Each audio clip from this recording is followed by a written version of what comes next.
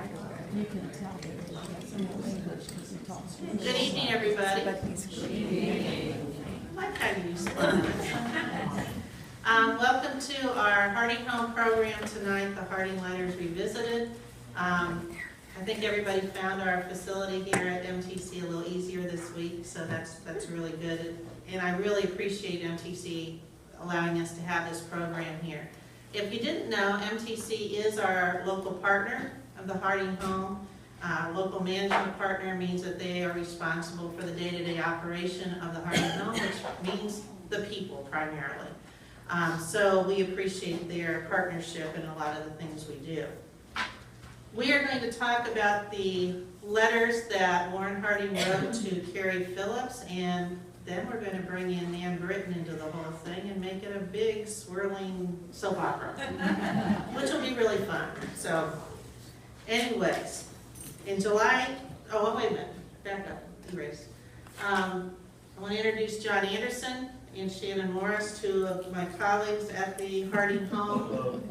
They have been instrumental in also going through all these letters. There's more than 900 pages that we have really studied very closely during the past 9 months or so. So they are going to chime in whenever they want to as far as our discussion goes tonight.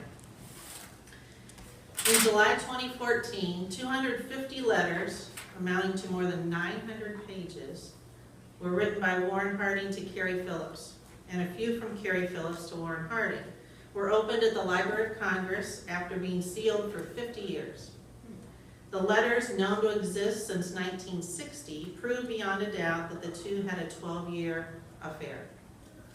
The letters are available on the Library of Congress website, scanned just as they were written, longhand and in pencil.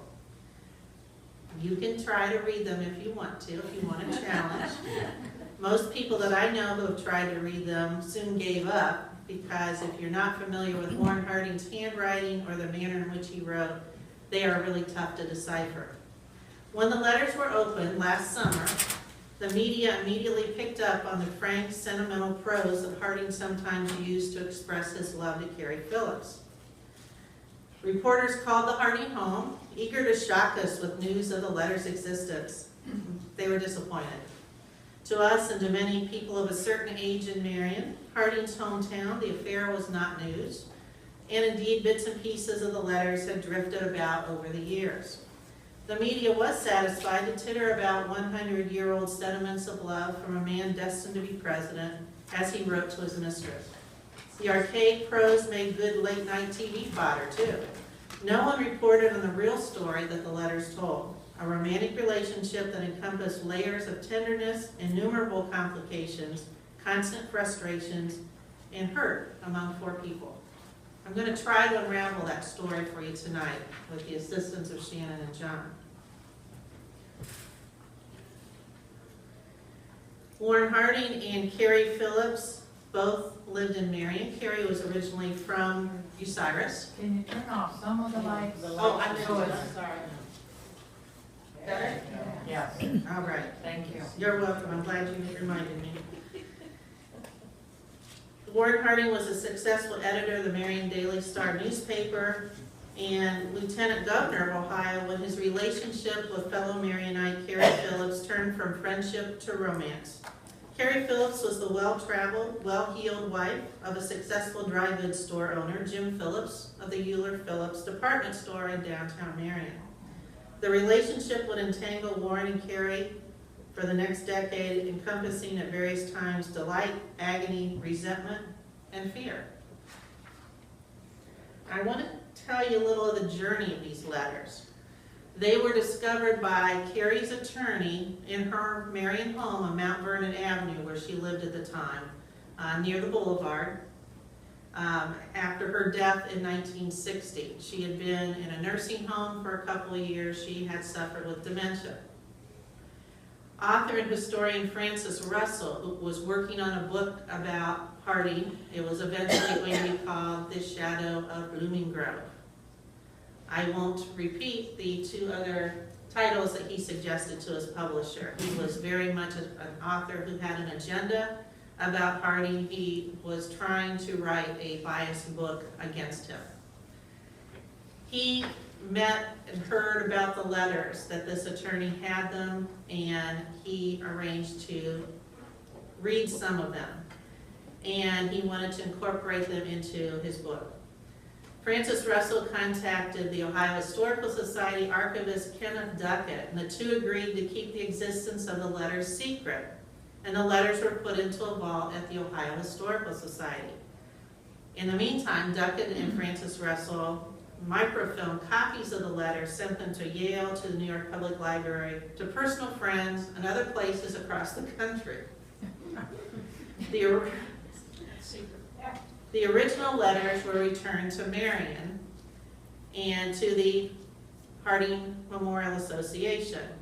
The media started hearing about the letters' existence in 1964. Ken Duckett advised Russell of the media inquiry, and Russell said that the New York Times was going to break the story. Toledo Blade beat them to the story, but the Times went into a lot of detail quoting Russell. Now, one thing about Russell is he was a respected historian. He was on the staff of American Heritage magazine, so people did listen to him. The Harding family gets into the mix. They ended up buying the letters from Carrie Phillips' descendants. There was a question then about whether the letters were part of the estate or were public papers, and were considered presidential papers, and you could argue that, I think, quite a bit. So the Harding family buys them from Carrie Phillips' daughter, Isabel, because she was thinking about selling them. Harding family then sued Russell, Duckett, American Heritage, and McGraw-Hill. McGraw-Hill was publishing Shadow of Blooming Grove, based on the family's control over copyright, and they got an injunction against Russell that forbid publication of Shadow. Russell wrote the book, but the injunction was still in place. So he had to take out any of the quotes he had gotten from the letters, and he put ellipses in their place. So they're quote marks with ellipses. He paraphrases when he tries, as he tries to remember. So what the quotes in that book are just him trying to remember what he read. As I said, the Harding family purchased the letters. They were then sealed at the Library of Congress for 50 years, and microfilm copies also were sealed. In the meantime, there was one microfilm copy that ended up with Duckett's papers that were then sent to Western Reserve Library in Cleveland. Those are the ones that Jim Robinoff found and used for his book, The Harding Affair. They had somehow fallen by the wayside through the years. Nobody knew that copy existed. He did the right thing in asking the Harding family if they minded if he used the papers and went ahead publishing their book. He didn't have to ask them. He could have done it on his own. But they appreciated that, and they gave him their blessing to go ahead with it. So that's the book, The Harding Affair, that I think many of you have read. So we're going to start our story, since you know where the letters have gone all those years, in 1905. 1905 is when the whole thing starts. Warren Harding is 40 years old in 1905. He'd been married to Florence Kling Harding for 14 years. As we said, he was the editor of the Marion Daily Star newspaper. He's an up-and-comer in Ohio Republican politics. He's already served 2 terms as a state senator, and he's in the midst of a 2-year term as lieutenant governor for Ohio Governor Myron Herrick. He is going back and forth from Marion to Columbus, either by train or by automobile, frequently during this time, usually staying at the Great Southern Hotel in Columbus when he is there.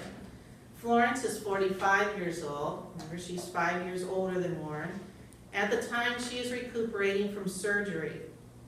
She suffered with chronic kidney disease, and she has had emergency surgery at Grant Hospital. When the nephritis, the kidney disease, kicks up, as it will the rest of her life, it causes kidney blockage and impending kidney failure. So she has high fevers, abdominal and back pain, swollen ankles, feet, and hands when the nephritis kicks up. It obviously takes a toll on her. A typical onset would send her to bed for several months, and as I said, this affliction would plague her the rest of her life. The Hardings socialized with a large group of Marionites, as well as folks they knew in Columbus. Harding was a friendly, gregarious man, and Florence, too, liked to socialize and could hold her own in conversations about politics, world affairs, travel, music, and the arts.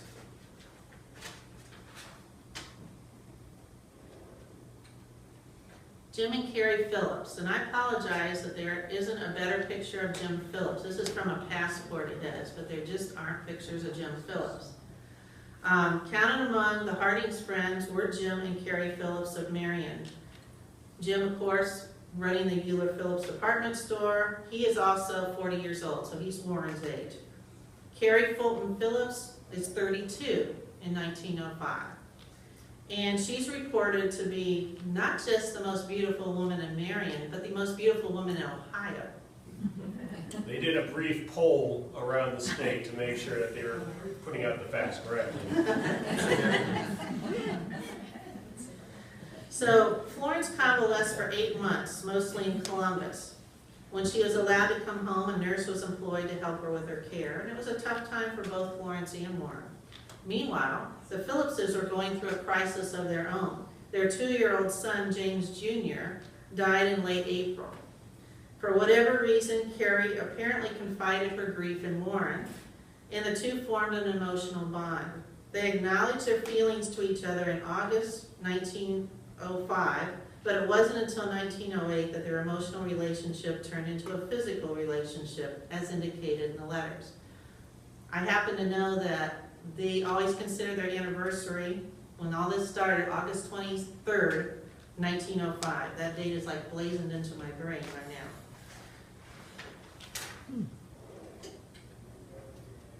Now, Warren and Carrie and the Hardings traveled together quite a bit, even after this affair started. They traveled to Europe one time. They went to Bermuda. They went on spur-of-the-moment automobile rides. And were very, very close friends. And of course, Jim and Florence are suspecting nothing of this romance. These are pictures of them in Florida. Jim and Carrie are on the right, and on the left, Florence is on the right. In the picture on the left, Jim is behind her. I'm not particularly sure Carrie's in that picture. But Florence's father, Amos, had a winter home in Daytona, and that seemed to be kind of a Marion enclave where Marionites would go in during the winter time. So they saw each other all the time. Now I have a little timeline here because I thought that might help kind of discern what Warren is doing and what his personal life is doing. So the time we're talking about now, he's lieutenant governor from 1904 to 06. At that time, Florence is ill, Carrie loses her son, as we said. Then the relationship turns physical in 1908. Warren's going to run for Ohio governor in 1910, but he's going to lose. Right after that, in 1911, is when the Hardings and Phillipses, 1909, that's what I thought as soon as I said that. The Hardings and the Phillipses go to Bermuda and then Europe, and then Carrie and her daughter Isabel are going to live in Europe for 2 years, from 1911 to 1913. Mostly because, and we'll see this, that Carrie is enamored of all things German, because Warren has visited there and he's told her a lot about it, and she becomes really obsessed with it. 1914 is when Warren wins the Senate seat, the U.S. Senate seat, and then he'll start his term in 1915. And then we're getting close to the presidency, the campaign in 1920. Just as the campaign is ready to start, the Phillipses begin some world travels, and we'll see what caused that as we go along here. Now, the letters between Carrie and Warren are a large component of their relationship. They really don't see each other all that often. Between Florence's bouts of illness, the Hardings travel frequently in their own itinerary. The Phillips are traveling on their own. But both of these couples are very interested in seeing other countries, seeing other cities, so they're going off on their own a lot. In addition, Warren is on the road for Chautauqua speeches and political events, but they're rarely in the same town at the same time. They once in a while cross paths in Marion, but not very often. The letters in this collection begin in 1910. So remember, that's when Warren is running for governor. Warren sends Carrie many poems he's cut out from magazines and newspapers. He underlines pertinent phrases and adds brief comments. He is clearly a man in love. He devises a system. They have open letters, which means that you gotta remember these two families are friends, so it's not unusual for him to write a letter to the Phillips family. He could address it to Carrie. An open letter means he doesn't care who in the family reads it. Jim Phillips can read it, Isabel can read it. It's greetings to all of them, and it's going to be just generic information about what he's doing. Sometimes there are indications then in the open letter that a private one is to follow. And he actually devises, with Carrie's help, a whole language really of their own, with key phrases and what they really mean. And if she sees this particular word, she's supposed to watch the mail because there's a private letter coming just for her. Sometimes the open letters will be the first couple pages, and then there's a private one in back, so you can read that out loud to the family and then kind of put the other two in your back pocket to read for later. So this is this whole system that's developed. In 1910, not only is he running for governor, but he is a man in mourning because his mother dies. And he is very, very close to his mother, so this is a huge blow to him. He seemingly loses his appetite for a hard political fight for the governorship, and he really conducts a very lackluster campaign, and he loses pretty badly. He returns full-time to his editor's desk at the Star. And to some, he says, that's it, I'm out of politics, I'm done with it. Well, that's not going to last, as we know. So Warren and Carrie are largely in the same town, in Marion, for just 3 years, from 1908 to 1911. During that time, these two couples are still socializing and traveling together. And later in 1911, Carrie moves to Berlin with her daughter, Isabel, who's 14. She's going to put Isabel in boarding school in Switzerland. And Carrie is going to learn German, and she's going to immerse herself in German society. Jim is going to travel to visit them once in a while, but he's predominantly going to stay here in Marion and run the store downtown. Carrie, as I said, becomes enamored with all things German, even the politics. She socializes often with German generals, because remember, we are starting to build up towards World War I. She likely had affairs with a couple of them. Seemingly part of her reason to moving to Berlin was Warren's refusal to divorce Florence. It's a little payback. She even says a couple times she really wants to punish him. She can be very blunt. Oh yeah, she definitely, it goes back and forth, because you will go into reading these letters and you get almost a sense of anger towards Warren for what he's doing, and Carrie's just pulling along, and you go back and forth, because one moment I'm really mad at Warren, the next minute I feel really bad for him, just because no matter what, people shouldn't be spoken to in the manner that she will speak to him, and yet he just keeps on going along for the ride. It's really a dynamic relationship. That's where when you read these letters, the media coverage is so wrapped up in the sex and gore, if you will, because that's what sells papers, that's what gets you to turn on the news. When you really read into it, you get a sense of the times, you get a sense of this awkward relationship that's so much more than this physical relationship. Well, and many times, Carrie, throughout these letters, when Warren is not doing what she thinks should be done, she's dropping names of other men that she may contact. So she's threatening him with these other men.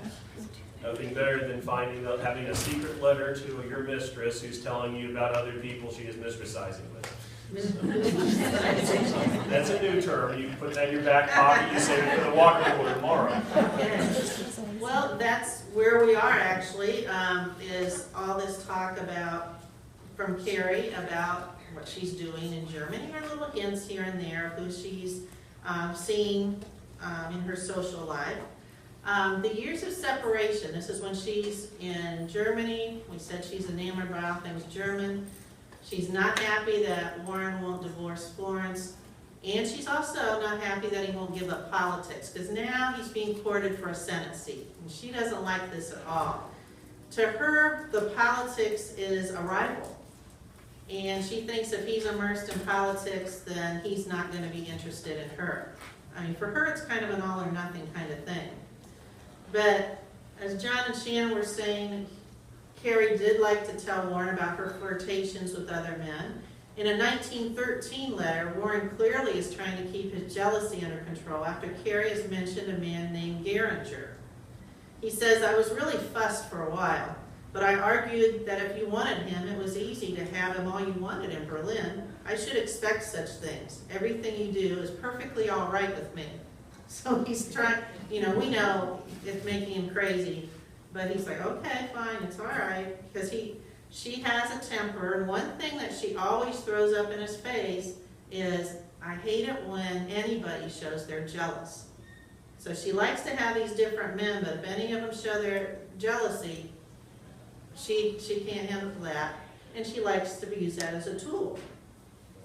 1913 is pivotal on many levels. Florence is seriously ill with her kidney disease again. Her father is dying. Now we know that her father was not the most cuddly of men in the early days, but by that time in life they have reconciled, and she is really torn up about his impending death. Warren is screening all the mail before it goes upstairs to Florence because of the problems that Florence's son Marshall is having with tuberculosis and alcoholism in Colorado. So he's trying not to upset her any more than she already is. Meanwhile, Carrie's putting on a lot of pressure about divorcing Florence. And he says, I delight to please you to the last degree, but there are limitations. Mrs. H is an invalid. Dr. S, Dr. Sawyer, has told me she is likely to die any day. She is really ill, pitiably so, and it makes a trying situation. I must be equal to duty and can't be less than humane. Her illness and her father's makes an unusual and closely watched situation. One can't desert or be cruel to her suffering, and I know that you would not wish it so. I think it's hopeful wishing, but that's what he says. So he won't divorce Florence, okay? Because Warren is a mix of, yes, he's in this relationship, but he also clings to convention. And convention is going to dictate that you are going to stay with your spouse. He always is concerned, despite everything, about her health, and he's not going to leave her abandoned.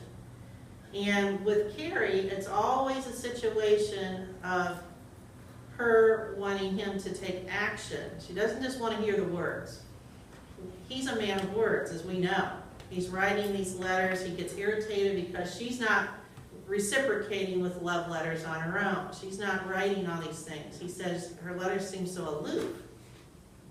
So he's not giving her the action. She's not giving him the words. So they're already kind of cross purposes. Now Jim and Carrie, meanwhile, nobody really knows, and I can't tell you, what is going on with Jim and Carrie. Jim is rarely mentioned in these letters. They're basically estranged, but they seem to be on decent terms. Jim still is friendly with Warren, and in fact, Warren relays to Carrie all that Jim tells him about the success of the department store. He says, I tell you this because you do not seem to get this information from Jim. So Jim and Warren talk, maybe they meet downtown, Jim tells him what's going on, and then Warren tells Carrie what's going on in her own husband's business. You always get the sense, I mean, from what I've always gathered, is their relationships obviously got an interesting quirk to it as well. And I don't think Jim's oblivious to Carrie's flirtatious approaches at things, and to a point that, much to clinging to convention like anyone else, well, it's my wife, it's what she does. She's not around, so she can't do it around here or embarrass at me.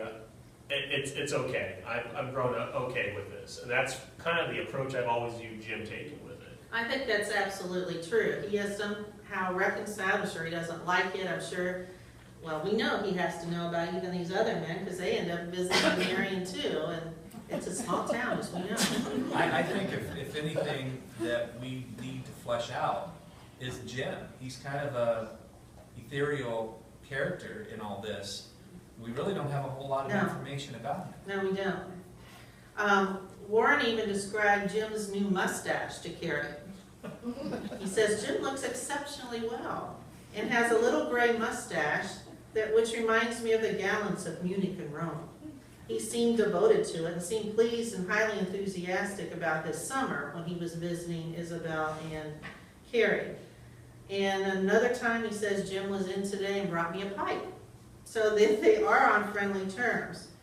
But at the same time, in 1912, Warren tells Carrie, Jim made me a long confidential call Saturday evening. He's not talking about phone calls, a visit. And he even says it's 5:30 to 6:40.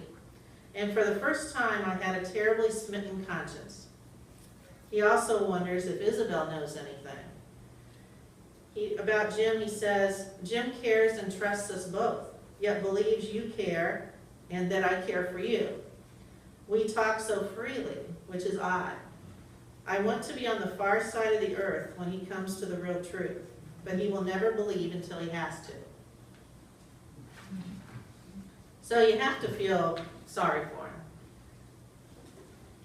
him. I almost get the sense with that mustache story, which I think is fun. I think him realizing that the German fancies that Carrie's got, he's going to go visit, well, maybe I'll get her to look at me a little bit more like that again. He starts trying to style himself in a manner that maybe not seeing him long enough, the absent makes the heart grow fonder, and apparently so do German-style mustaches make you grow fonder as well. I think he's trying to cling on to it. He is just kind of lost in between, and Jim is always the fellow in this story that gets cast aside real fast. Absolutely. Now this is Isabel. This is Carrie Phillips' daughter.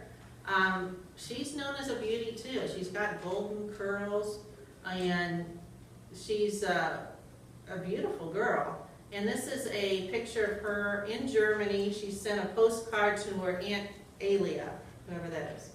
And she says, thank you so much for the dear little Easter card. This is Bolus, her dog. What a nice, friendly little name, Bolus. And her latest photo, she means. Love to all, Isabel. But she's dressed well. She's got two parents who dote on her, give her everything she wants. And she's extremely close to her mother. So we have to wonder, is there a line that Carrie really crosses with Isabel, perhaps takes her too much into her confidence? I can't tell you for sure, but I suspect that Isabel knows more than we like a young person to know about this situation. This is another picture of Carrie and Isabel.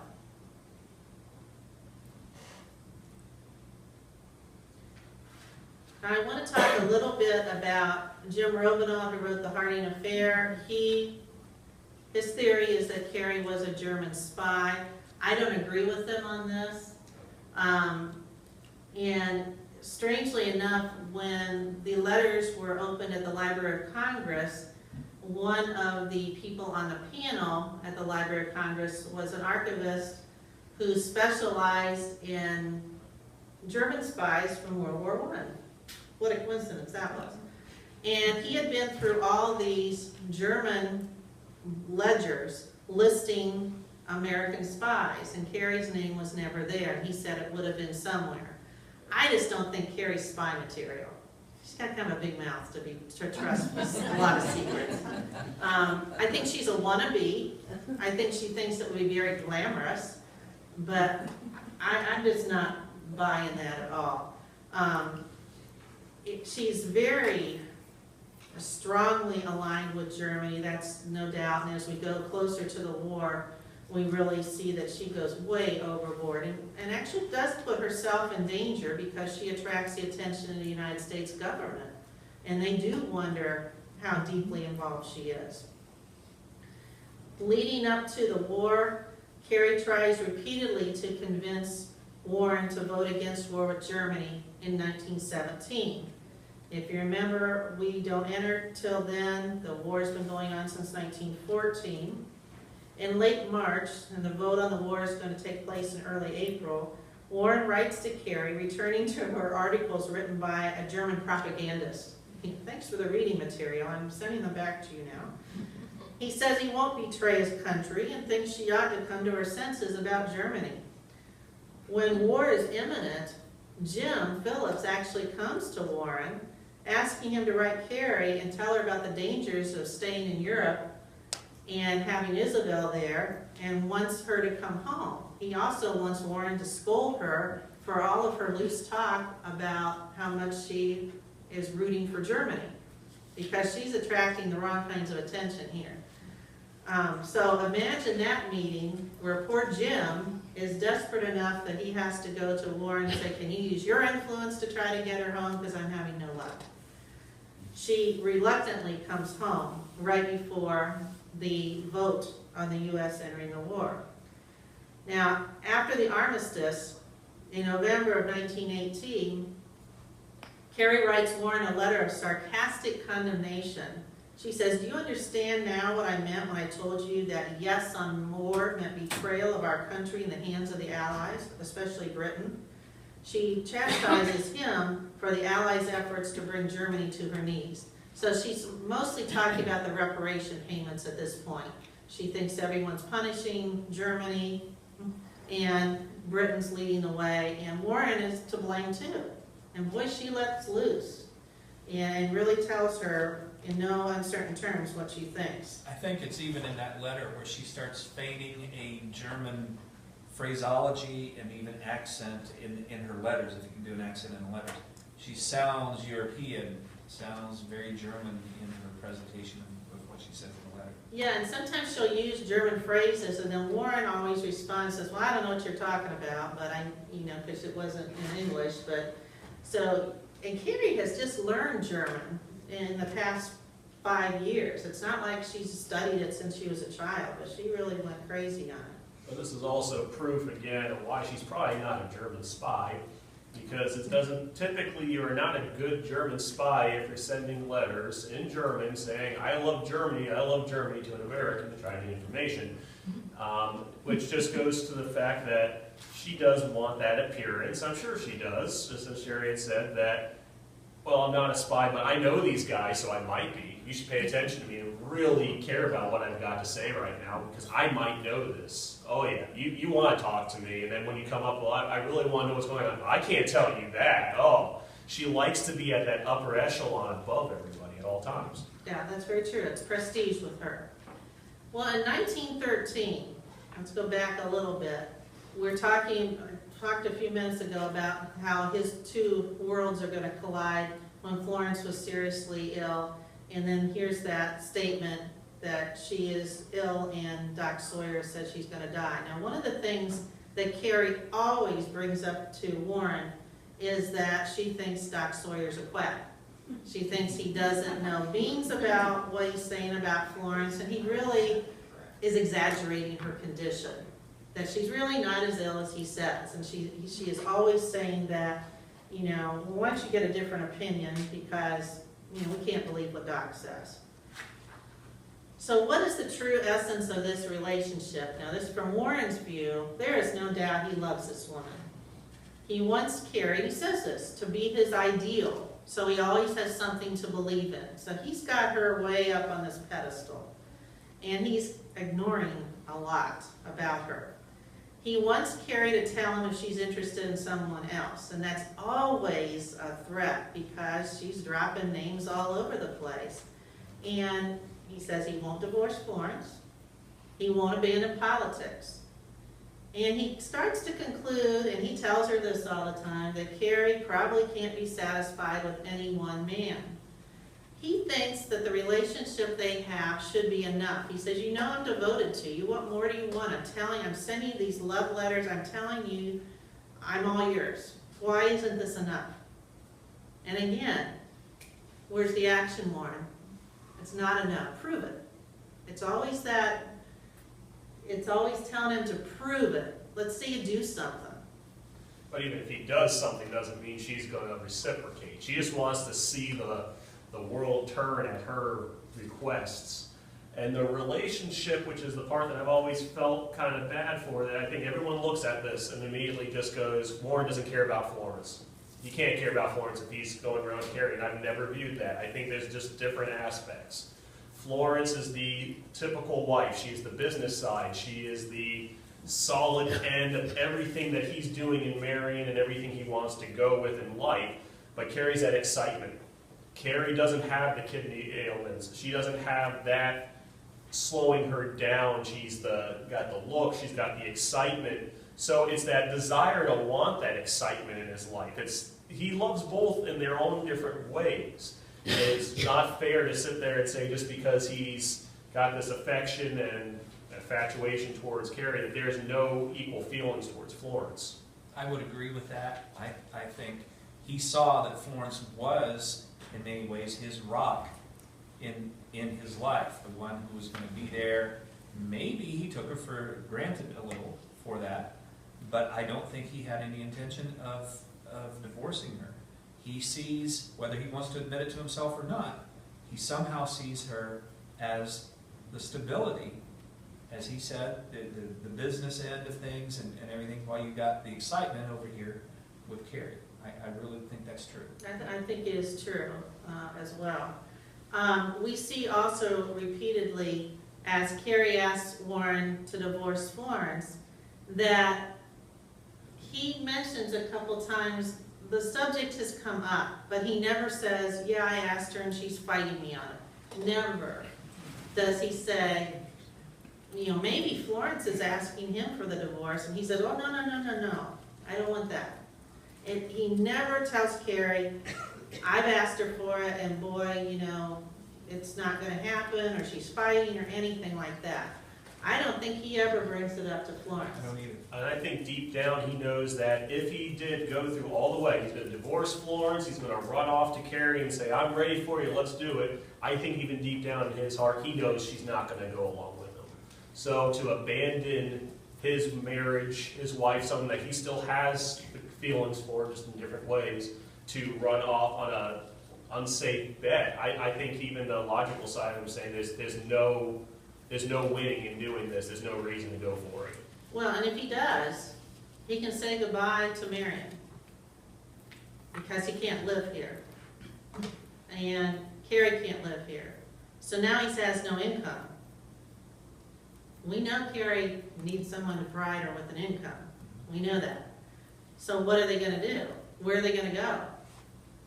So, there's no safe haven for them. Nope, and then Carrie's going to move on to the next guy. And if they did somehow end up getting married and all that, now Warren's got to be accepting of what her relationships are with other people, just as Jim may be just okay turning a blind eye to it. Can Warren do that now? And Warren never has that fear with Florence. Florence is devoted the entire way. You don't have to worry about Florence moving on to the next guy or worry about who she's talking to. That will always be a fear in the back of the head with Carrie. Mm-hmm. And every time Carrie doesn't get what she wants, she threatens him. Oh yeah, we'll get to that. Constantly. That's a really stable relationship. Yeah. Well, and Carrie would be the kind too that, let's say he does pull the trigger and he goes for the divorce, she would be just the kind that said, I knew you were too weak to stand up.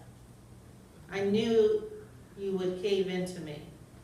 And she would resent him for doing that. Yeah. In a strange, I know it sounds weird, but that comes across. That comes across. Does Carrie ever say she's going to get a divorce? No. she wants him to, but she doesn't say. Well, and that's what you assume, okay, she wants him to move first and then she'll follow. But she never really says that. But of course, we have to remember, we're only seeing his side of the relationship. We have a few drafts of letters from her, but we're only seeing his side. So we're not getting an accurate picture here. But she's not the type to show her hand either in this. No. She's gonna keep that up her hand the entire time, and Warren's gonna let her. Well, and he always is telling her, you never are honest. I don't know what your feelings are. Tell me your feelings. Because we know Warren, he's spilling his heart out on those pages. And he's always saying, I can't tell what you're thinking. So what does this relationship look like to Carrie? Does she love him? Does she not? I don't know. I don't know. She wants him to divorce Florence. We assume she'll divorce Jim, but again, if you're a bet man, I don't know if you're taking that bet.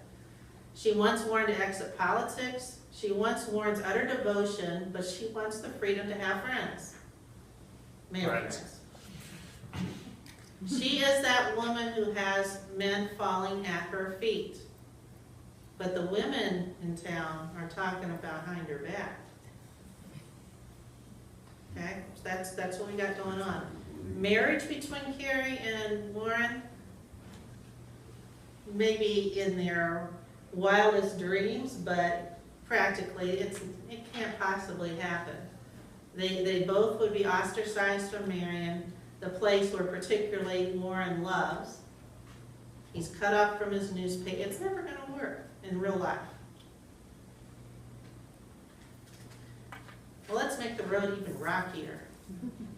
Warren starts to realize that he has what he's probably done deep down for quite some time. There is no future. He can't trust her. He doesn't know what she's going to do next.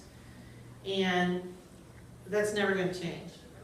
And he can't give her what she wants, which is that divorce from Florence. Carrie hates Florence. Absolutely hates her. And that is very, very clear. And oftentimes, he points out to Carrie, you're doing all these things, stirring the pot around town to punish Florence. Why are you doing that? She doesn't have anything to do with this. But Carrie fixates on Florence. And then we have something that happens in January 1914. We don't know what's happened, but it is referenced for several years. And Carrie's really good about bringing up something that happened 5 years ago, throwing it back up in his face. She will quote directly things that he said years ago, word for word, and throw it up to him. Yeah, so something happens in January 1914, which causes a family break. The Phillipses and Hardings, they are not socializing. So it had to be bad. Did Florence find out? Did Jim find out? Something has happened. And the family break is talked about for several years, this January 1914 thing. And Florence now says she will not entertain the Phillipses in her home. Carrie is furious that she's not welcome. Okay? Because this is a public humiliation. This is her messing with her social life and her status in Marion. Everybody in these circles in Marion would know, oh, the Phillipses aren't welcome at the Hardings here. You know, what's going on? So this is a humiliation. So this becomes a real obsession with Carrie, that she wants Warren to do something to make Florence be friendly to her. And he says, you can't make her be friendly. And Carrie, again, the action, do something by force. Make her do it. So Warren does tell Carrie that they could see more of each other if they could restore friendly family relations. And he says, but you keep messing it up, basically, because you're working so hard the other way. And he says Carrie needs to practice tact rather than force. I don't think it's going to work, but he's going to try here. So by 1915, tensions are high. Warren is frustrated. Now, Warren's in Washington now. He's in the Senate. Warren is frustrated that Carrie can't understand that he wants to be involved in politics. because he thinks the work is worthwhile. And that he's not using it to punish her. Everything's about her. Well, you're just in politics because you know it's going to bother me. She somehow believes this political journey will give him an excuse to break their relationship. In January of 1915, strangely enough, he's at the Palace Hotel in San Francisco, the place where he'll die. He says, I realized that we could never get on in the world if our actions were to be determined that way. He's talking about his frustration and just having to guess what her feelings are and her lack of honesty. Carrie is getting increasingly hostile about Florence, and it's getting too much for Warren. He says, I thought it intolerable that you should forget my point of view in order to punish her. And in March 1915, Warren and Florence go to Hawaii, and they're going via a visit with their longtime friends Ed and Evelyn Scobie in Texas. So they're going to Texas, then they're going to Hawaii. Carrie is furious, saying that it always was a dream of hers to go there with Warren. So how could he go with Florence? I think going with Ed Scobie's much more romantic, personally. That's just Yeah. So now she's, in turn, she broadly hints that she is open to the idea of another lover. She utters that threat frequently in their relationship, but it always gets the reaction she wants. He says, my heart aches yet with the grief I felt when you spoke of what you would do. So there's always, what is she going to do next? There was even one letter where he mentioned he had gone over to see, I guess, the family, and Isabel happens to say something about a Mr. Robinson. It was just at Mr. Robinson's point here. Yeah, he was just here. Yeah. So So she talks about Robinson. That's weird. I was just at that point. It's probably someone she met during her time in Berlin. And Warren says, I do hope you did not write Robinson in your desperation. So her desperation means this threat of hers to cavort with somebody else. I pray you will not write him to encourage him to write to you. Can't I make one man's love enough for you? Robinson does visit, comes right to Marion. There is no way people don't know what's going on, because here's this Robinson guy. So Warren knows Carrie has not only encouraged the relationship, but has issued the invitation. That's just thrown in his face. But it's a sharp contrast of Warren's reactions from back in the previous letters where, keeping her on that pedestal again, she would beat him down, and then he would tell her in the next letter, I know you're treating me horribly, but you have the right to because you're so perfect. And I almost think she's expecting that exact same thing again of, well, I'll talk to Mr. Robinson. Well, it hurts me a lot, but I understand because you're so perfect that you could have Mr. Robinson if you want. And that's just how these letters always work. But now we're reaching this point where Warren's starting to realize that this isn't working, and he's pushing back a little bit more. You can tell Carrie really does not like this sense of backbone in Warren all of a sudden. Yeah, in March 1915, Warren writes that he is certain Carrie has not destroyed the letters he's written. That's the agreement. They're supposed to destroy the letters.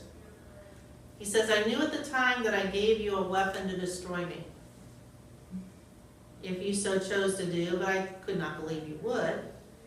But because of his love and how deep he is into this relationship, he still feels the need to write her his feelings. He says, I do not hesitate to add to the risk now. The damage is done. He might as well just keep writing his feelings. She apparently has asked for money. He says, any favor you wish, financial or otherwise, which I can perform, will be gladly granted. My own resources are less than the sum you name, and you know in what they consist. I'm trying to protect them by real necessary prudence and beg your help. So she wants some money, and he says, whoa, I can't do that. And that's going to keep coming back, all these requests. Now, meanwhile, our local gossip is going strong here in Marion. And some of Carrie's female friends are gossiping behind her back about her many male acquaintances. She's furious. And she's also furious that the gossip includes speculation about her and Warren. Warren says, oh, they're just jealous because of your great beauty and your ability to get along with others. What people suspect is one thing, what they think another. What is openly revealed is quite another. I know, it's his philosophy. So and that really bothers her, that this gossip, which is true, that people are talking, and she always, well, you'll see later that she wants it to stop at all costs. Then we have a legal tangle. The legal tangle is that Carrie has consulted an attorney in Columbus, and we have the attorney's letter to her. In November 1916, this attorney, we don't know who it is, writes back with advice about some kind of incident that's taken place a year earlier. We can gather that Carrie is upset because Florence has repeated to her, confronted her with that she is after her husband. We don't really know. Apparently Florence says that a friend of hers has told Florence, so she says, you know, I've been told this. And she confronts Carrie. Well, Carrie is really upset, and she wants to legally charge Florence with criminal libel. How dare you say I'm cheating with your husband to other men, even though I am? How dare you? So, even though the Hardings and Phillipses aren't mentioned by name in the letter, we assume they're the people referenced in the letter description, and certainly fits them. We know the incident has taken place more than a year earlier because the attorney says a civil action can't be taken because the limitation of a year is run out. Her only recourse is filing a criminal charge of libel. So the attorney says, you know, I really don't think I'd pursue this because, you know, if you think the gossip's bad now, wait till this goes public, and one of the parties in your foursome is a well-known public figure, and he says that Florence's husband would stand by her side because that would be the proper thing to do, and then it's going to blow up in her face. But amazing that a year after something's been said, she is still stewing about it, and again, it's all focused on Florence. It's just amazing. This might be, though, the incident referred to in January 1914, because it would be about a year later. So this might be the thing that caused this family break. Carrie's trying to bring things to a head, again, by force. Let's bring Nan in. Let's make it worse. So we're up to 1917. Okay, we just had that vote for war. And in May of 1917 is when Nan Brittain, who has adored Warren Harding since childhood, writes to Warren, who's in Washington, asking for help to find her a secretarial job, either in New York or Washington.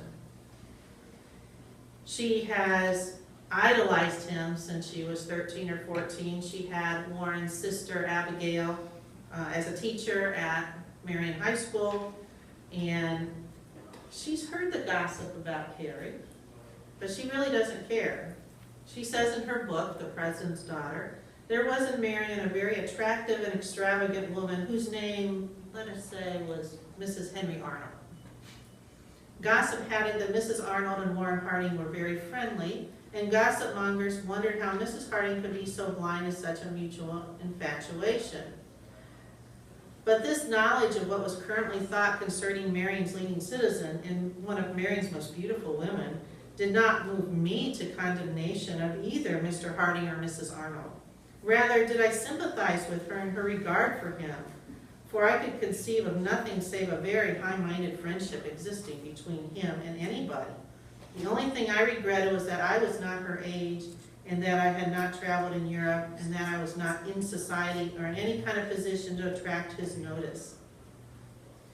She says she's not jealous of Carrie, though. Or, I'm sorry, Mrs. Arnold.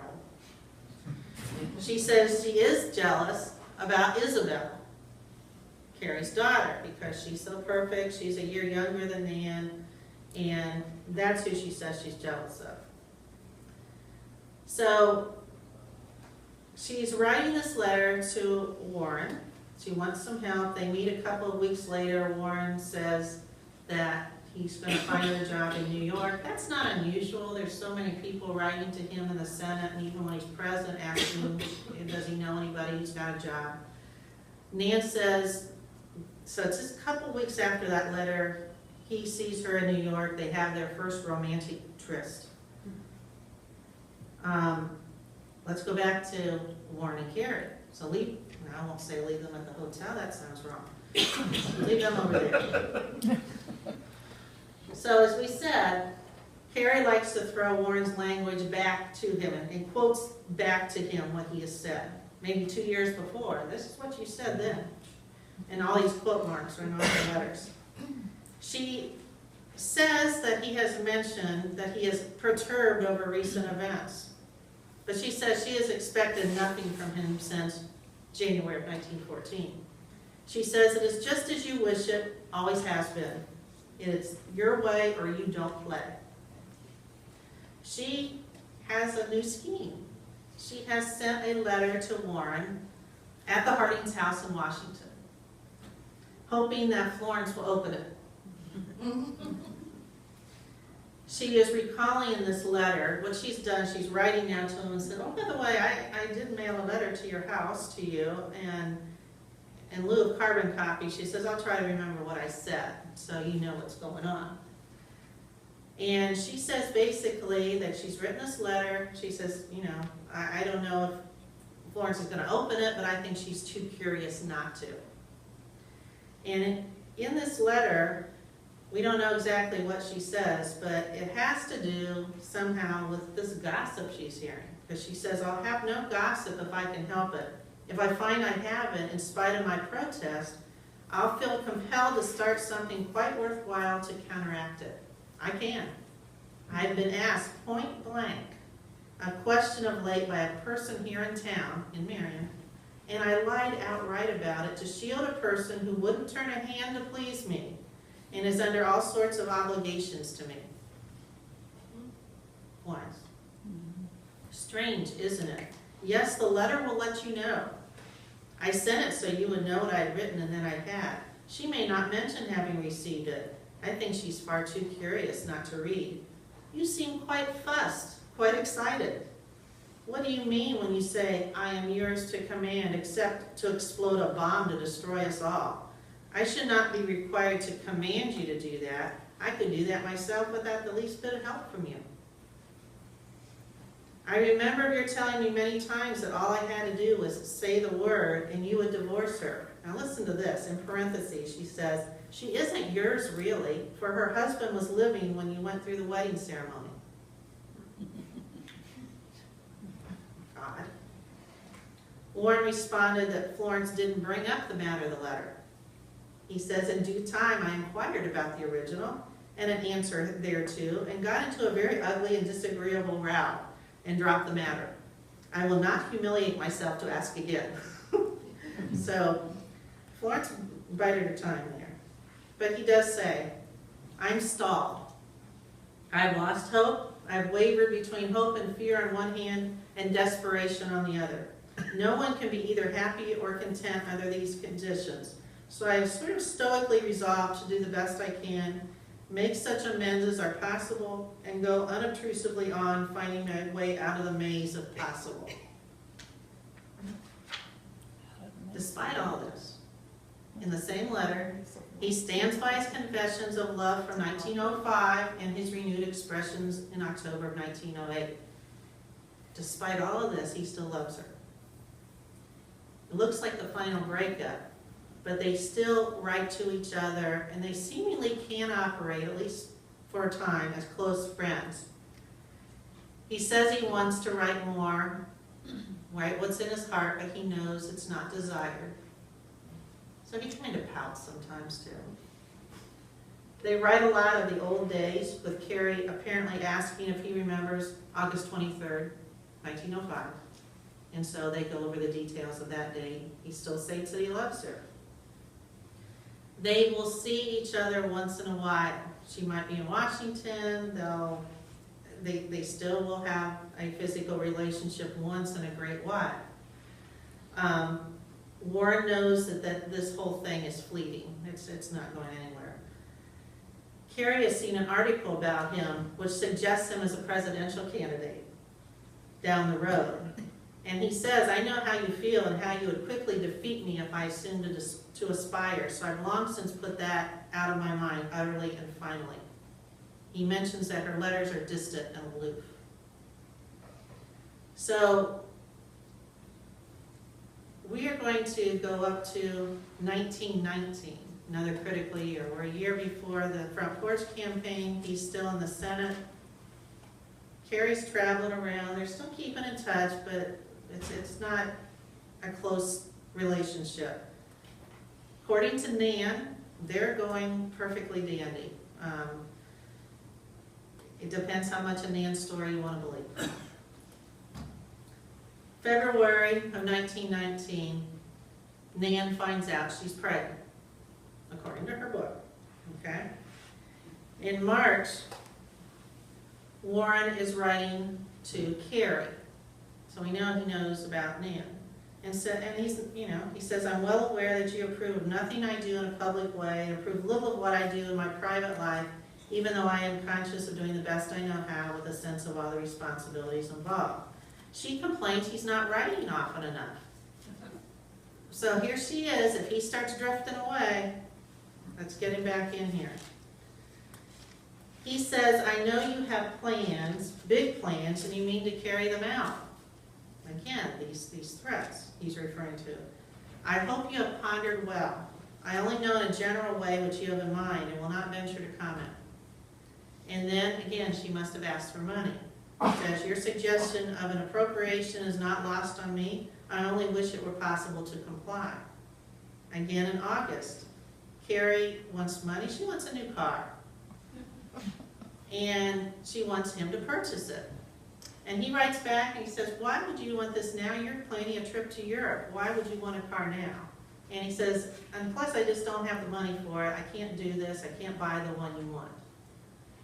But do you see the prospect of the interest in Nan Brittain? If you look at that, you're trying to find that excitement in your life again. You went from a woman that has told you that you are dirt below her feet and you should love every moment of her, and now you found a young girl that's saying the complete opposite, that I am dirt below your feet, that you are such a wonderful person. She is the anti-Carrie Phillips that can fill the excitement role a little bit. There's never going to be that full-blown attachment that Carrie has, because Nan will never be Warren's equal.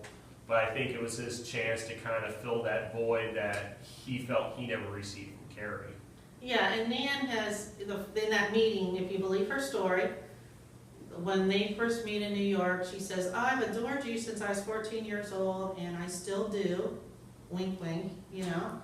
They go up to the hotel room, and she's like, oh, it's fulfilling my dreams. So it's not hard at all. It's not a struggle like it always is with Carrie. It's easy.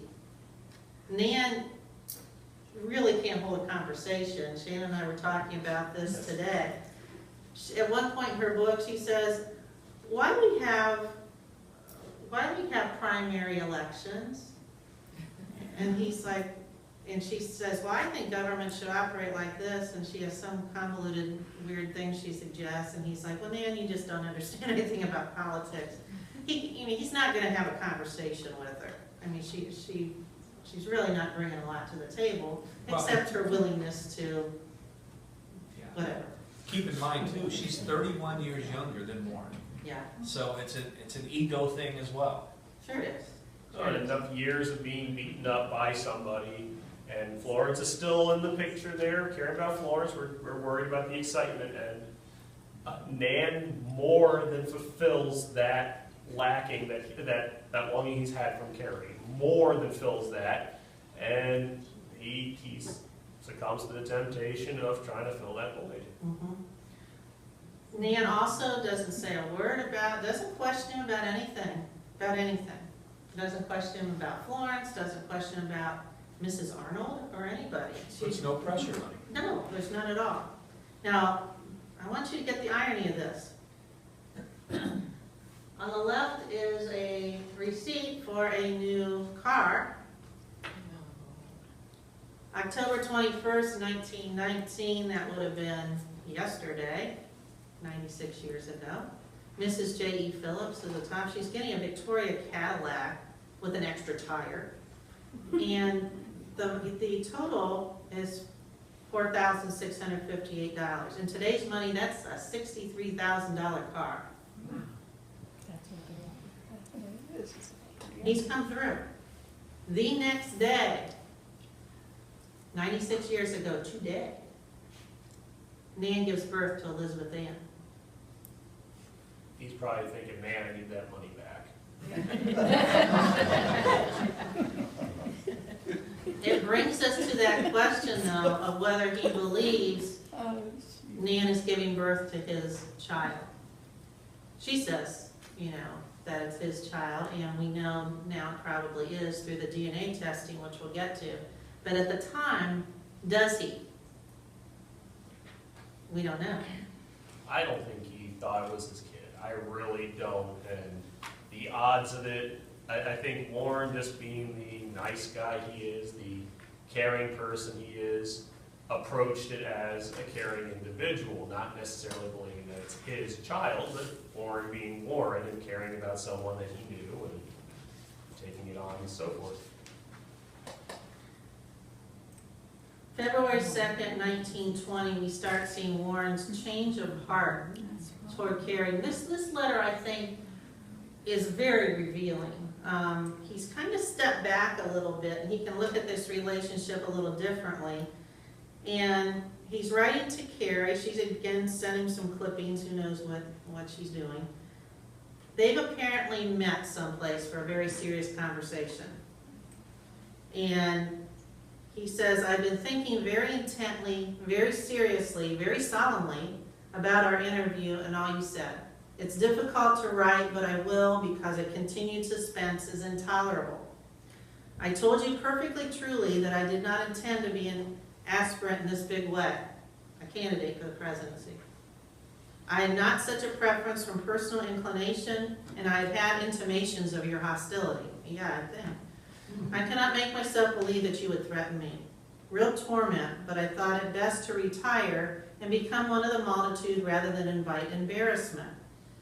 So he goes on to say, I yielded to the pressure of becoming a candidate. I was being undermined in my own state, and my good friends urged it to be a desertion of them, to deny them influence and cooperation as I could command. It's a great thing to have a few people think well of me, or care to pretend to, in so important a matter. I drifted in unwillingly, then found myself pleased to be well esteemed. I have some good qualities. I never betrayed a public trust. I try to be considerate and fair and to retain an even poise. And then he goes on to say, I'm thinking about what you said when we met, and you have one impression that I must now correct, so you may think more clearly. Mrs. H. has not mentioned your name in 2 years. She has no part in seeking to annoy you.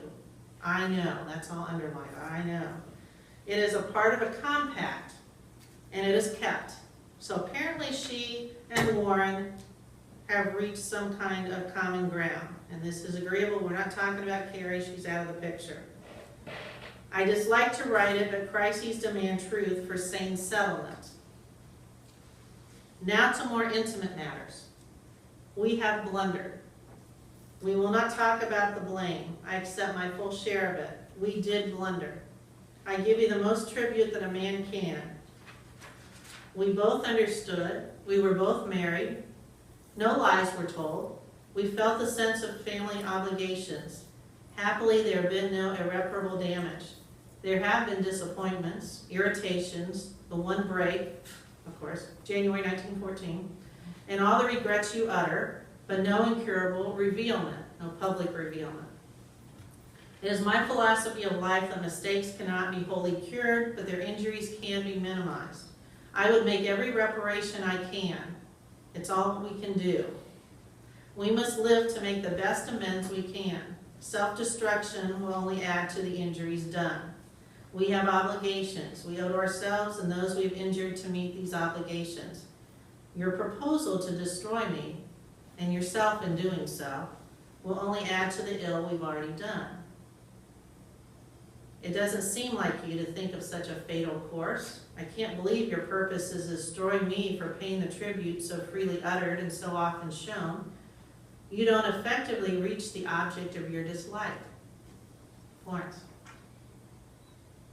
I know you are saying I ought to have said that 12 years ago. True. But I've confessed the blunder. Aren't we big enough to make all the reparations we can and do the best possible? Now to specific things. This is a pretty strong letter from him. I can't secure you the larger competence you have frequently mentioned.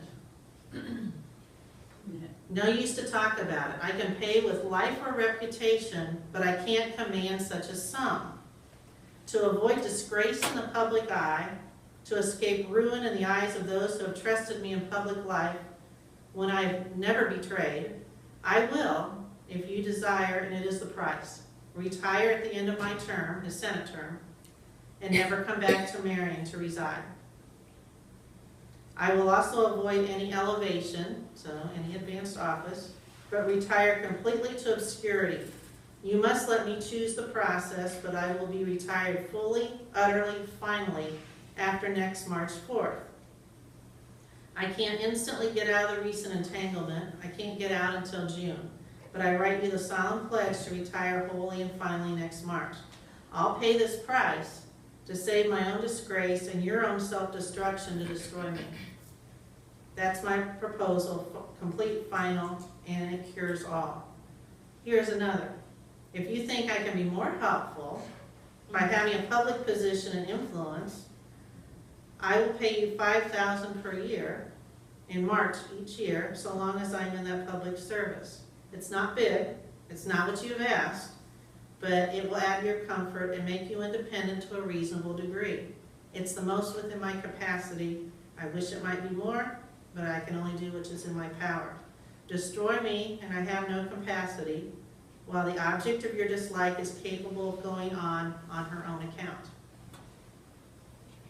Wow. So, he wants an answer, and we're not really sure how she responds.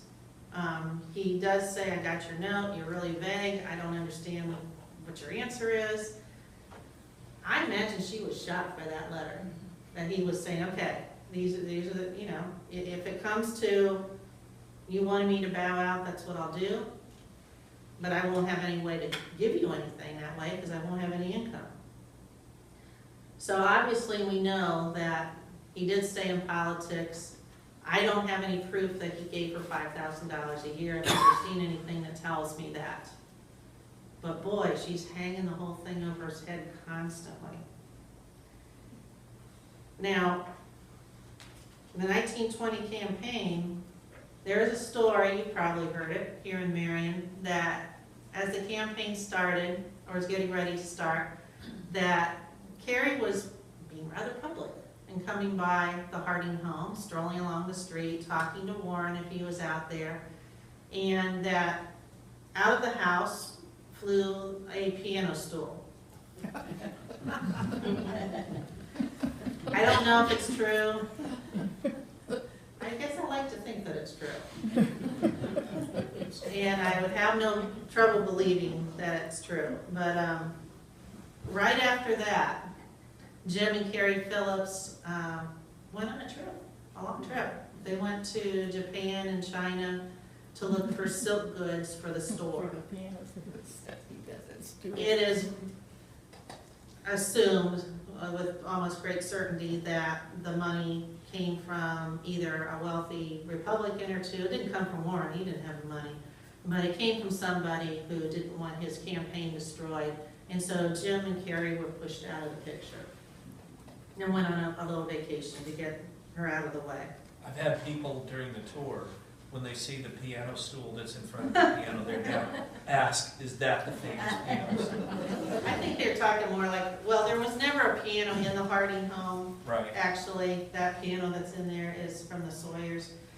So it's not, it can't be, the implement of abuse is not that. But No, but maybe people something. love to think it is. I know, and maybe something flew out the door, but it wasn't a piano stool. Meanwhile, let's go back to Nan now. And Nan has this child. Warren never sees Elizabeth Ann. Now this is the part that doesn't sit right, because that's very un-Warren-like. Warren loves kids. If Warren believed he had a child, there is no way that he wouldn't work out something to see that child. And that is strange to me, that he wouldn't offer to do that. According to Nan, he is sending her envelopes of money to keep her afloat, keep Elizabeth Ann afloat.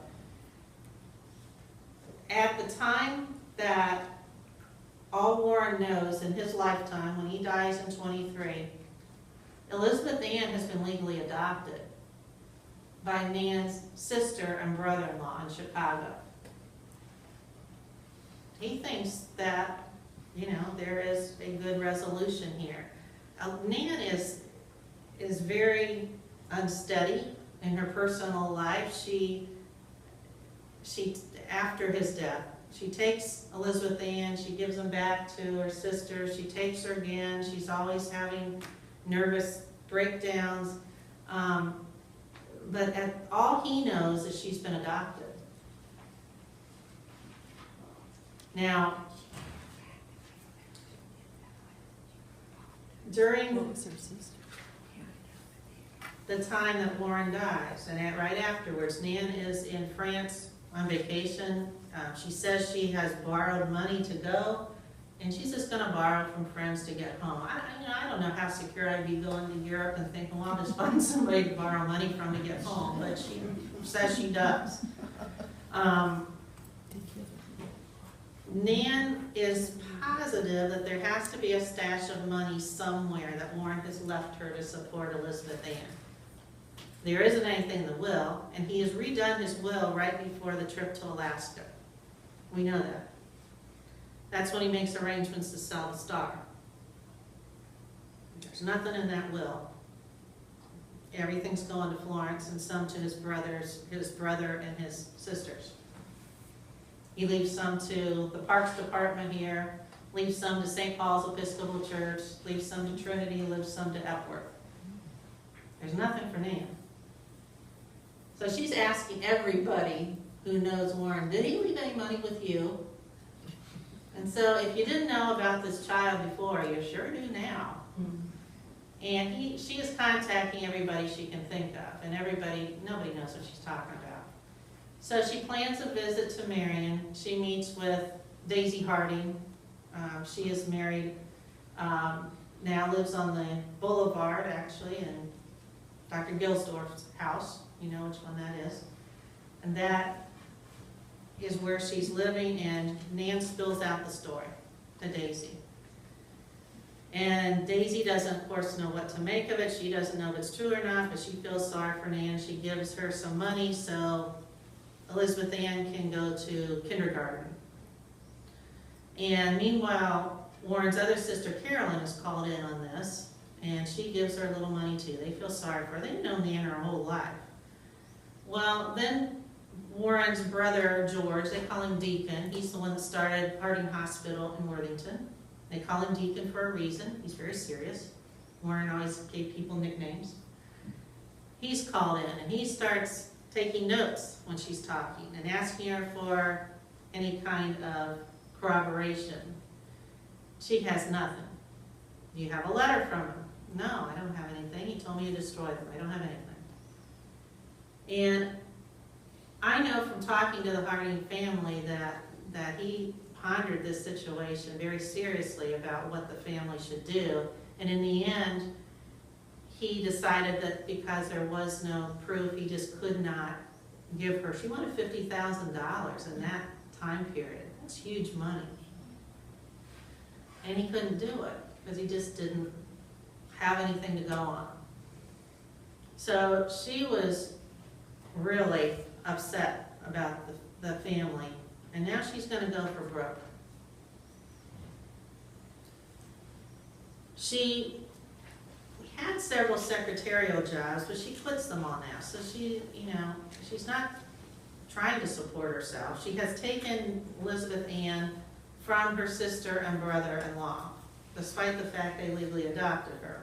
She says she wants Elizabeth Ann with her, but she has no way to support her. She comes up with this idea in a kind of convoluted way, it wasn't really all her idea, about writing her book, The President's Daughter, and it is published in 1927. No mainstream publisher would touch it because, of course, of the insinuation in there that she had an affair with the president and produced a child.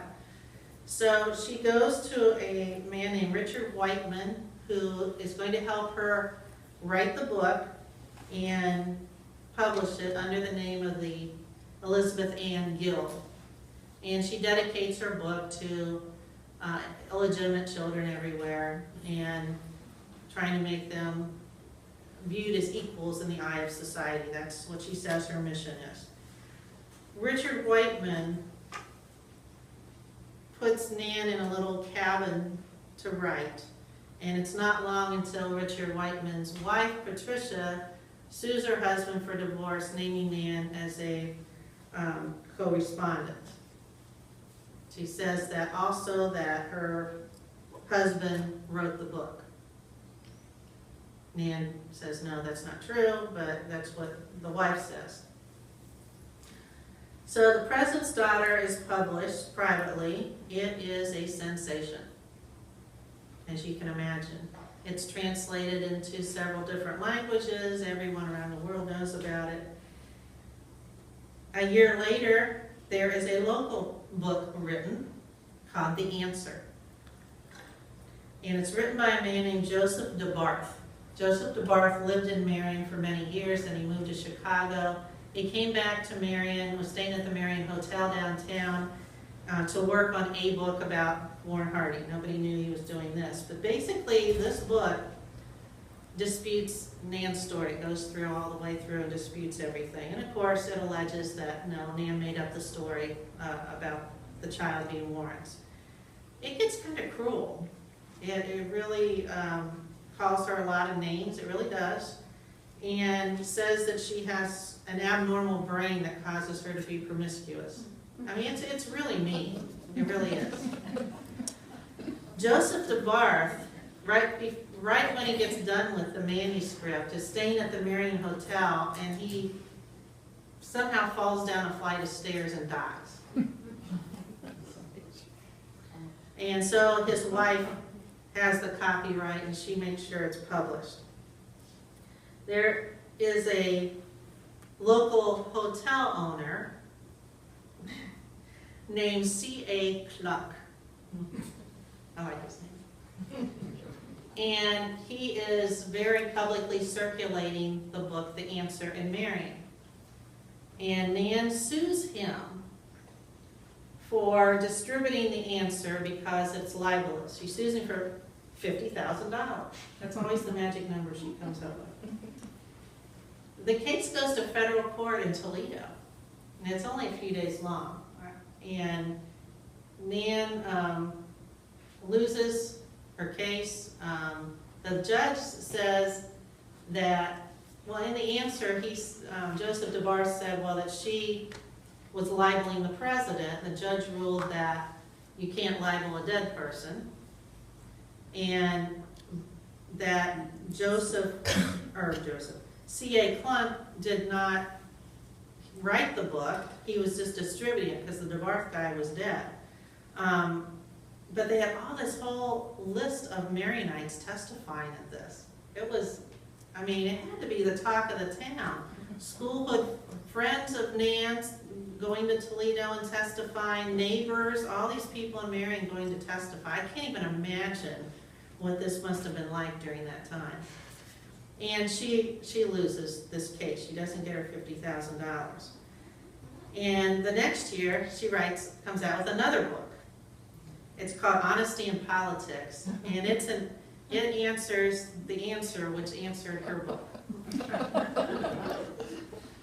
And all it does is kind of regurgitates the whole thing, and politics are involved. That's why she didn't win the case, blah, blah, blah. So it brings us up to the DNA testing that we have heard about recently. in which, and I wanted to explain what this was. It's not, and it can't be, it's impossible to be a paternity test. All right, the president is not available. Okay, so the DNA testing, the first Dr. George Harding, that is Warren Harding's father. Okay, one of his sons is Deacon, who's also named George. Everybody's named George. His son is George. And then one of the sons of that George Harding is Peter Harding. He lives in California. He is a cousin to some of the Hardings that come here to the symposium, to Richard and Warren. So Peter is a cousin. Peter did the DNA testing, had himself tested. Nan Brittain had Elizabeth Ann Blasing, that's her married name, who had Jim Blasing as a son. Jim Blasing is tested. Okay?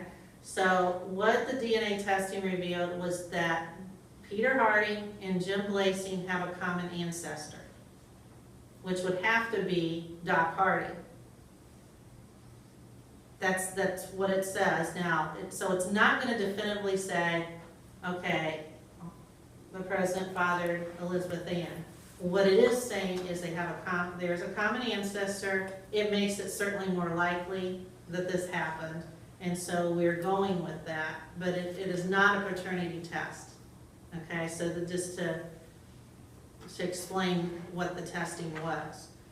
So what we're left with at this point is the letters and the DNA testing have added layers to the Harding story. And these are good things. It may not be what we want to hear all the time, but they're good things. We can understand the players in this drama better, and we can understand them as human beings. These events don't take away from the Harding presidency in any way. We just got a bit of kind of insight about them as human beings. Do you have anything to add, you two? Well, in the case of Nan with her book, there's really great reasons to believe that they had a child together with Warren. That's what it is. But it's a matter of how much do you want to believe the rest of the story that Nan's throwing out there. And I've always kind of looked at it that you have a girl that's living her girlhood infatuation dream. We all think back when we're not infatuated with a situation, our stories, we can't remember what we ate yesterday. So things become slightly embellished. We're writing a book, it's going to become even more embellished. Things don't always add up to the right number. Now, that's where my problem is with Nan. Where do you really draw that line of fact versus selling a book, selling a dream, all these different things, and that's where I'm at today. I'm trying to dig through that to get to the facts, and that might take a lot of work, and we'll probably never get to exactly where we want to be. And Shannon, you did a lot of research about Edmund Starling. Yes. Can you explain that a little bit? Edmund Starling was a, what would you call him, Secret Service? He was chief of the Secret Service. Chief in of the White Secret House. Service at the White House over several administrations of different presidents, starting with Woodrow Wilson, ending up about halfway, I think, through FDR. So he was there at the White House during the full time that Warren was president. He says in his book, which was written in the 40s, that under no circumstance was Nan Brittain ever at the White House, as she alleges. He basically says, I was with Mr. Harding almost 24/7 in my capacity, and she was not there. He doesn't mention her by name, but he calls her a young woman who is alleging this. Obviously, it was Nan. He is very adamant that she was not there, as she alleges in the book. And there's a little more credence to his story because he didn't particularly care for President Harding. He's a Wilson man. He adored Wilson. He could not stand Warren, or at least didn't like him. I can't say he couldn't stand him. He didn't like him. So if she had been there, he would have said so. He had no reason, no dog in the fight to protect Warren, from controversy. he would have said it. And he says in his book adamantly that she was not there. Does anyone have questions or comments about our discussion tonight? Yes? The way Carrie was so manipulative and everything, why didn't she try to cause problems with Harding when he was president? Or was she paid off for? When she went to the trip during the campaign, she also sailed to Europe. There is correspondence from George Christian, Harding's personal secretary, not from Warren. She apparently complained about the room she had got on the ship, and she wanted a better room. So he says, okay, here's the letter, your new tickets are enclosed. And the Sawyers, strangely enough, now I don't know if it was Doc or Doc's son Carl were going on that trip as well, but they are really keeping her at arm's length. And George Christian does, in that letter, say, you know, the president wishes you well in your journey and gives you his regards. I mean, it's very formal. So you just get that feeling that she's being held at arm's length. But it's always George writing to her rather than Warren. So it was a different day than today, you know, like when something like that could have just blown up. Absolutely. Oh, and if she laid it all out there on the table, then right there, she doesn't have her upper hand anymore. So everything's out there on the table. Now it's going to be a matter of a woman who's, once the gossip gets out there that she's with all these other gentlemen around town, now she's accusing the president and a high-standing person.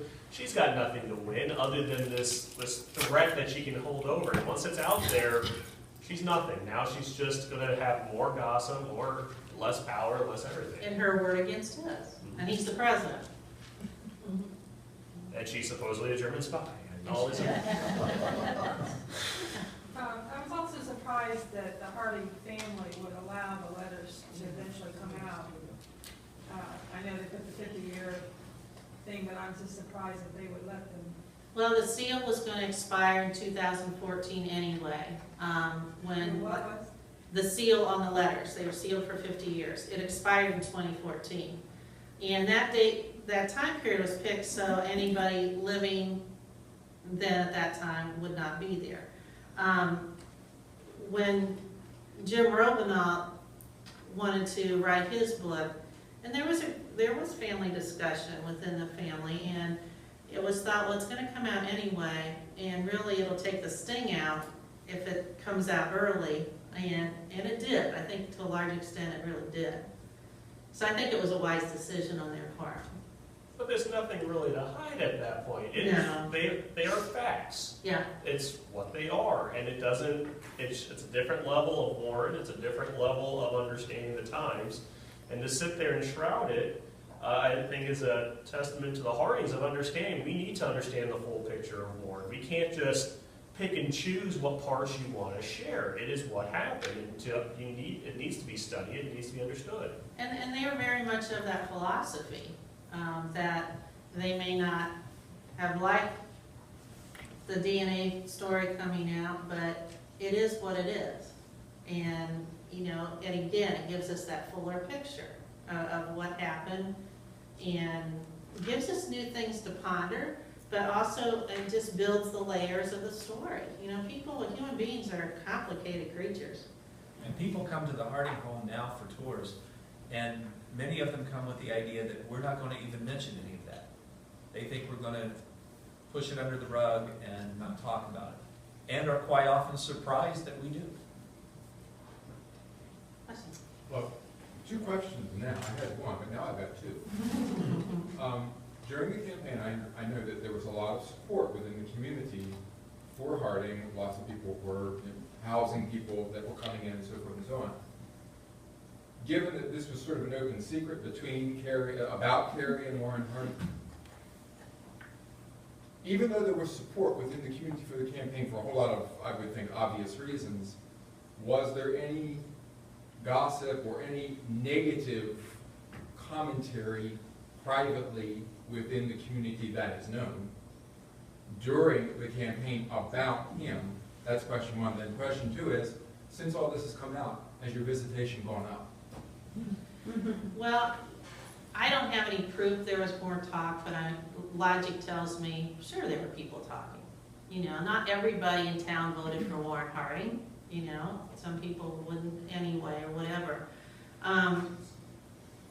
But I think we have to remember also the times. It wasn't a time when, I mean, people kind of separated private lives from public lives. Whereas today, you know, boy, it's everything scrutinized. You know, it was seen to be, you know, not really pertinent. Fun to gossip about, maybe, but not really pertinent to voting for a president. Sure.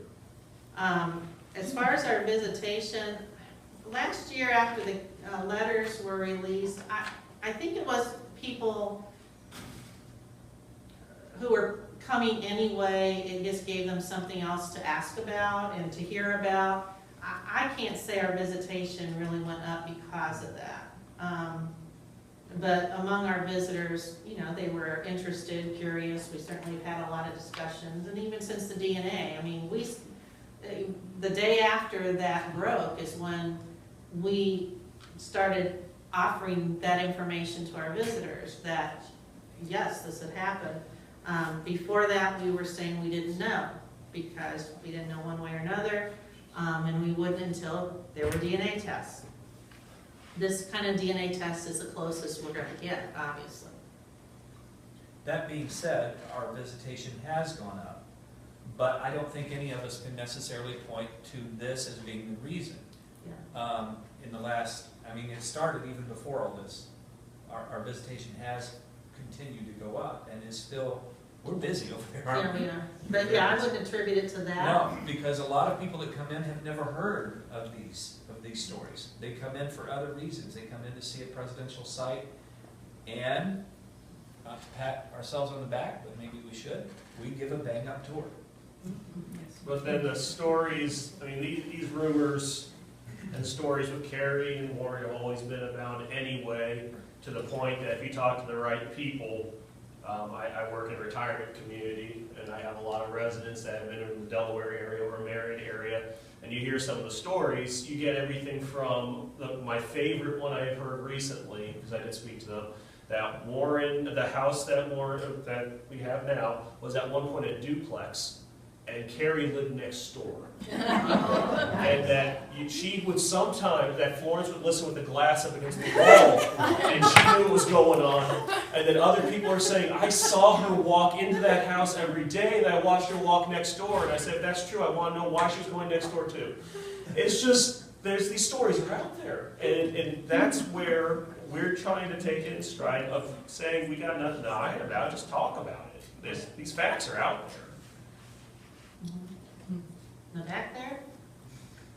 The one comment on the private and public lives were separate at times. That is one possibility that I've seen with Starbucks. Whether it was Harding or not, he might have been protecting the presidency, just like they did for a long time with JFK.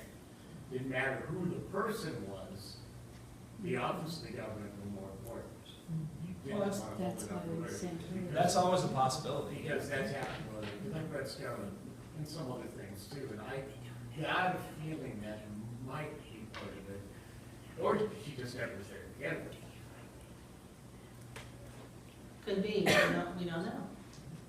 Any other questions? What is Peter Blessing do? What's his livelihood? Jim Blessing, Jim he's Blessing. in the construction business, Oh. is all I know. He lives in Oregon. Nan passed away in That was 93. 93. Elizabeth Ann passed away in 2005, I know that. And Elizabeth Ann had no interest in having DNA testing done on herself for any of this information. She wanted basically just handle it as it is what it is, and I don't want to talk Well, about it. and even Nan in her book says it all the time. Elizabeth Ann was growing up. Everyone she'd meet, even a perfect stranger on the street, she'd say, oh, here's my daughter Elizabeth Ann. Her father's his President Harding.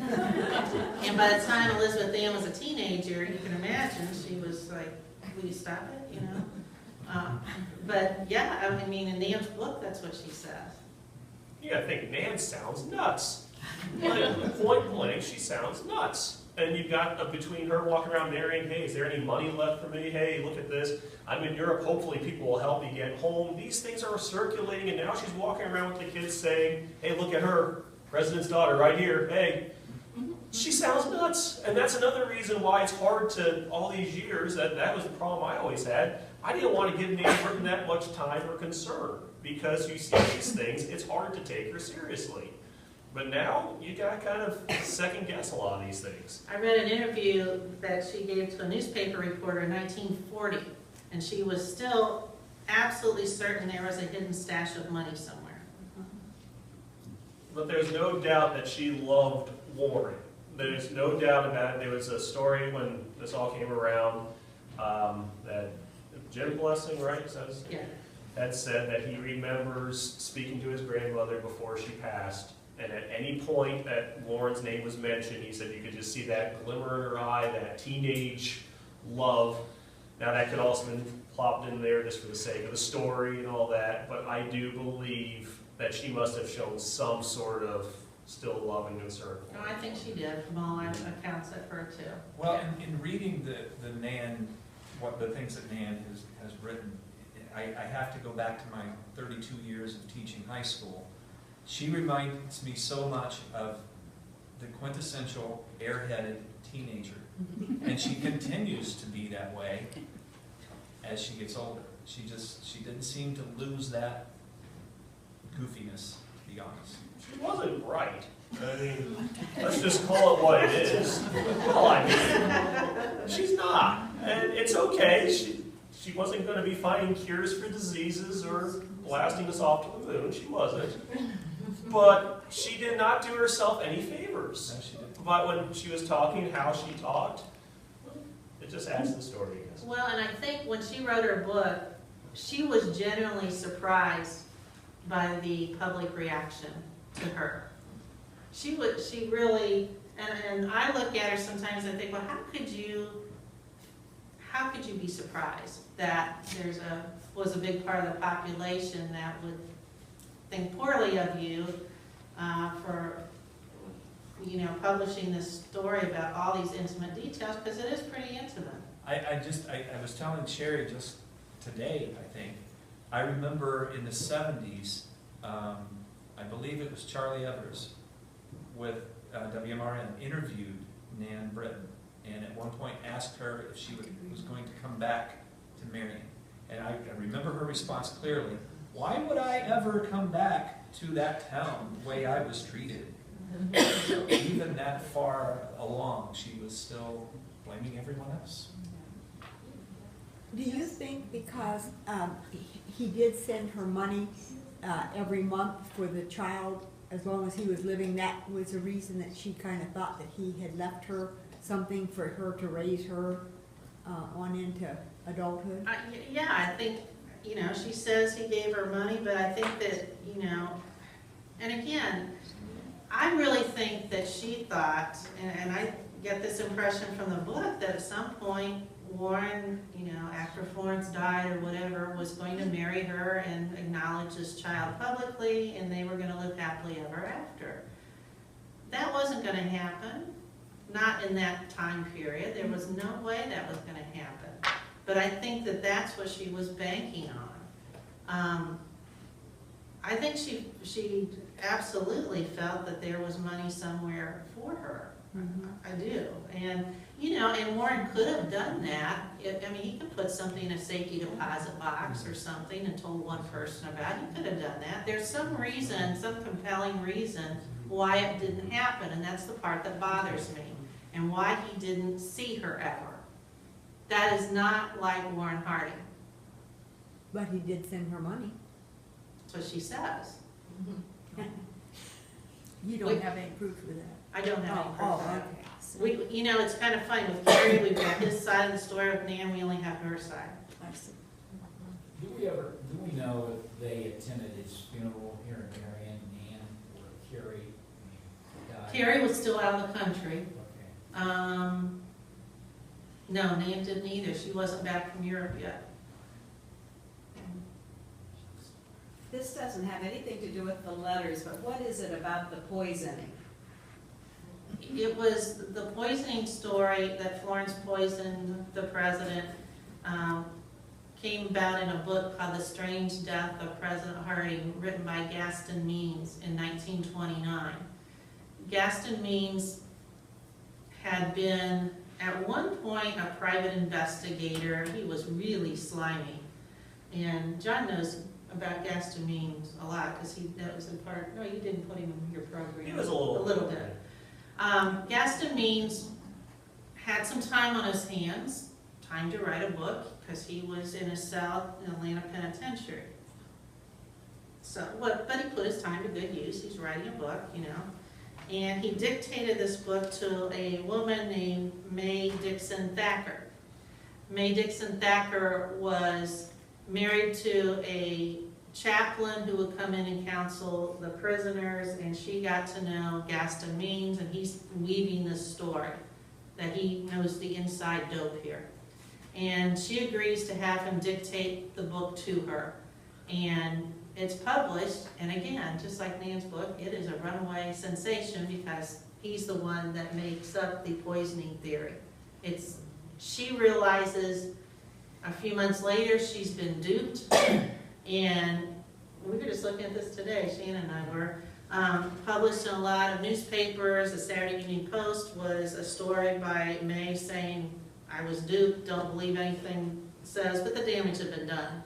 You know, the book was a bestseller, and everybody likes the story that the president was poisoned rather than they had a heart attack. I mean, what's more interesting? We hear that all the time again. Yeah, but that's where it came from. But isn't it amazing that that story is still alive and well today? That's since 1929. Yes. That was on the Discovery Channel about a month ago. That was true? Well, the story you just told, but the guy on there said he was a slimy character. What I wanted to know, supposedly, the railroad car, he's supposedly, he was kind of sick in. The Superb? Uh-huh. Yeah, I couldn't remember the name. It's supposedly in a small museum in Georgia. It's true. That's true? Yeah. Why don't we have it in Marion? We got a depot down here. It's at the Southern Railway Museum, Southeast Railway Museum near Atlanta. A few years ago at this Harding Symposium, we were focusing on the Western Trip, and they had a representative from the museum come to the symposium. They've been trying to restore it, but it's a slow process. It's really expensive. We don't have the money to bring it here. That'd be really cool to have it in Marion. You'd have to build some kind of a facility. You wouldn't want it sitting outside. It's inside at least now. So we'd have to construct some kind of a protective building, a temperature controlled building for it. And it'd be cool, but we don't have the money to do it. Well, when I saw the program, I wondered, well, why is it in Georgia? You know? Because like you said, it was inside, from the outside, it Yeah. looks like it's in perfect it condition. was put back into service after the president used it. It was a Pullman car, and then it ended up on a side rail in Chicago, and this museum, they raised money to get it down there. I mean, they got it free because it was kind of falling apart, Right. but that's how they got it. So at least it's, you know, it's safe. You know, maybe someday we can do that. I just kind of wondered, you know, it would be neat. to have It would be it. neat. I agree with you, it would be neat. But it's nice to see a piece of Warren somewhere else too, to be enjoyed as well, so. Yeah, no, it'd be cool to have it at the train station. It would be. Yes. How do you know that he never saw the child? Nan says he never did. And I don't know why she, you know, I don't think she'd lie about that. But she says, I offered to even have her stand in a park across from the White House so he could catch a glimpse, and he's, no. Because she was disappointed about that. And you know, there's something not right about that story. And I don't know what it is. Didn't you say that you didn't know if he admitted it, the child was his? Well, I'm speculating at that point, you know. She says there was no doubt you know, she never puts forth that there were any doubts in his mind, but I have to wonder because he makes no provisions for it, and he doesn't want to see it. We didn't expect her to die that young. So, you know, there's something So young. very unwarranted going on. I just don't know what it is. This is more just kind of a comment, listening to everything, and coming from, you know, I grew up wanting and knowing and loving everything about Carrie history, but more of a cautionary, where we talked about Carrie and described Carrie, and you know, you have the facts of the letters, or you sit on a panel and you call Nan not right, which that didn't sit well with me, but to not put too much of a polish on Warren's part of it, because you can talk about them as humans, and I understand that, but some of the discussion comes off more of vilifying Carrie or vilifying Nan, and not talking about Warren's part in being a married man and participating in it. Well, I think it's kind of a given, and he admits, you know, like in that 1920 letter, he says, yeah, we blundered. I think what we're curious about, naturally, is what made these women tick, and what we're seeing in the letters to Carrie are his reaction to her, okay? With Nan, all we have is her account on her side, so it's gonna be her personality and everything. I don't think anybody, you know, would deny that Warren shouldn't have been in these situations. You know, he shouldn't have been, and we wish he hadn't been. And we've had discussions about that on the staff, that if we had a time machine, we would want to go back and just shape Warren. Because we're not giving him a pass on it, I don't think. No, and I've Yeah, talked. I don't think you are, that's not Yeah. what I meant, and just No. in discussing it, I don't want to put too much polish on him. Yeah, you're saying he has his part too. Yeah, that's basically Oh, what I I'm think saying. we all agree on that. Sure he does. But at this point, we're kind of more discussing the opposite end of it, of what would draw his attention to going that route. And to dive into this, that end of it, you're now diving into the relationships with him and Florence, where he is at that point, it goes into a whole other direction as well. But yeah, Warren, you can never sit there and say that he is innocent of cheating on his wife. There's no way you can sit there and say that he was tempted into anything he chose. He chose exactly what he wanted to do, and Which is, I think, what you're saying. Yeah, that's Yeah. exactly what I'm saying, I'm just, I guess what I'm trying to say is more of a cautionary thing, and when discussing it in a forum or something like that, of not putting too much polish on his part, if that makes sense. Yeah. I think too that when we look at the dynamics of these relationships, which I think we have been, again, we're seeing his reaction to Carrie, and we also can't ignore that there are obvious threats being made. And we can't downplay that that is kind of a different kind of behavior. And that does stand out. But we're seeing him reacting to it. And I think we pointed out pretty well that, you know, he is accepting this. He's that man of words. He's not taking that action that she wants, and how they're at cross purposes. But you've only got half the story, and we try not to, you know, I think we've been pretty upfront. We don't know, like, what happened in January 1914. You can't speculate. I don't know what happened. Something did. Yeah, we've wanted for a long time to have the whole story, not just the parts that we have, as Sherry said. And I talked to descendants of Carrie's, and I said, can you provide me any more information about her so we can flesh out her story? And they don't want to do that. But I've contacted her great-grandsons, actually, and said, we want to tell her story as truthfully as we can, and we don't want her to appear as harsh as she does just from the letters, but they don't want to participate, so I can't do anything more about that. And they don't have a high regard for her either, I might add. Their grandmother, Isabel, they adore. They don't have a high regard for Carrie. Did they know her? Was she? I read somewhere Their that grandmother Warren, said. was left with the impression by someone on a medical personnel that he was sterile.